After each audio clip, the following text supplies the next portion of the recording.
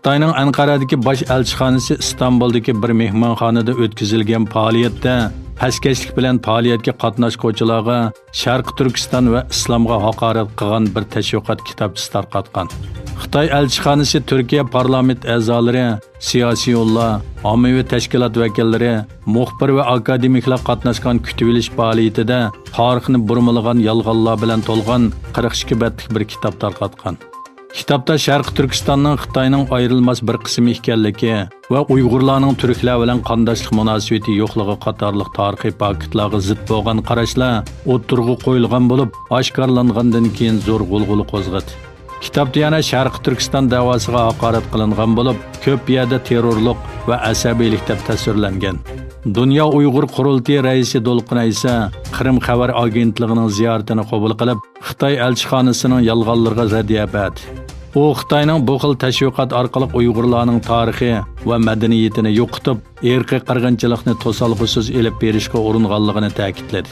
Yana bir tarafdan Turkiya Tashqi ishlar ministri Çavuşoğlu'nun bu yil 2-oyda Uyg'urlar haqida so'ralgan bir savolga Uyg'urlar albatta turkdir. Biz ularga zo'rlab turkcha o'rgatmadik. Ular bizdan texmi yaxshi turkcha biladi deganligi o'tirg'i chiqdi.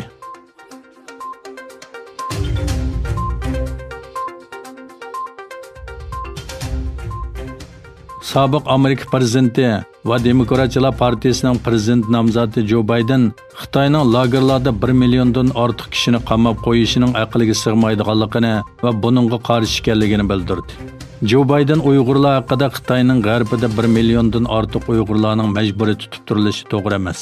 Prezident nomzodi bo'lish sifatim bilan rayondagi yig'ilish lagerlariga qarshi ba'zi shaxs va shirkatlarni bu qo'rqinchli zulmga mas'ul deb qarayman dedi.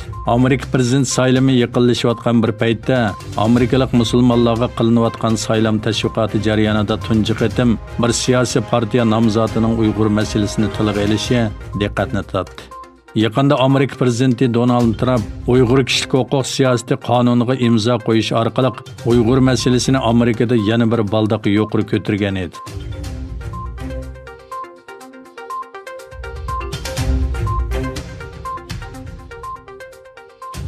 Angliya Xitoyning Hong Kongdagi yangi bexatarlik qonuniga norozilik bildirish uchun Hong Kong aholilarining Angliya fuqaroligiga o'tishiga yo'l ochdi. Baş minister Boris Johnson Avam Palatasida qilgan so'zida Hong Kongda yo'lga qo'yilgan yangi bexatarlik qonunining Xitoy Angliya Birlashma Xitobnomasiga xilof ekanligini aytdi. Johnson bu qonunning Hong Kongning yuqori avtonomiya huquqiga daxl tarz qilganligini tilga olib mundaq dedi. Agar Xitoy bu yo'lni davomlashtirsa, biz Angliyaning chet el zaminidagi fuqarolik salohiyatiga ega kishilarning Angliyada yashash va ishlashiga va oxirida fuqarolik iltimos qilishiga yangi yo'l ochadiganligimizni aytgan edik. Hozir biz shunday qilamiz dedi. Buningga asosan bu orol Xitoyga qaytarilgan 1997 yildan burun tug'ilgan taxminan 3 million Hong Konglikning viza cheklamasiga uchirmasdan Angliyada 5 yil turish va ishlash huquqi bo'ladi. Bu mezgilning oxirida Hong Kong fuqarolari Angliya davlat tavalligiga iltimos qilsa bo'ladi.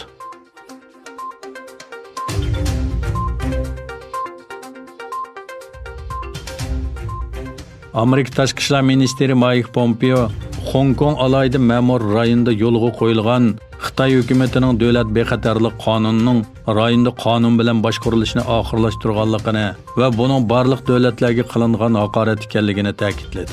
Pompeo ministerlik binosida axborotga bergan bayonotida Xitoyning Hong Kong siyosatiga kuchli inkas qaytardi. Hong Kongning dunyodagi eng tinch, keng va hayotga kuchga to'lgan shaharlarning biri ekanligini, lekin hozir Xitoy kompartiyasi hokimiyati ostidagi bir shaharga aylanganligini ko'rsatib turib, Pompeo yana mundaq dedi. Hong Kongni qonun bilan idora qilish Xitoy kompartiyasi tarafidan o'ldirilmoqda. Bu kishini hayron qoldiradigan bir ahvol. Shundaqla barliq davlatlarga qilingan haqorat. Biz prezident Trumpning Hong Kongning alayda o'rnini inkor qilish haqidagi ko'rsatmasiga davomli amal qilamiz.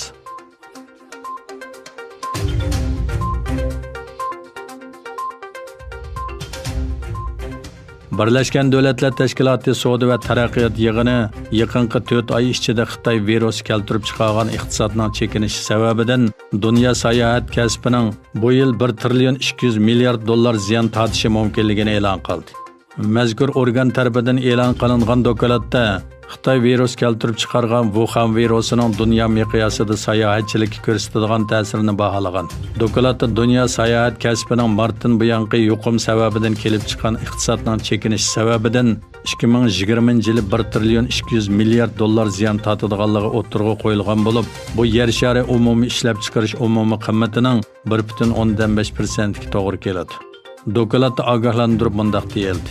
Agar xalqaro sayohatchilikning to'xtab qolishi 8 oy davomlashsa, bu sohadagi ziyni 2 trillion 200 milliard dollarga yetishi mumkin.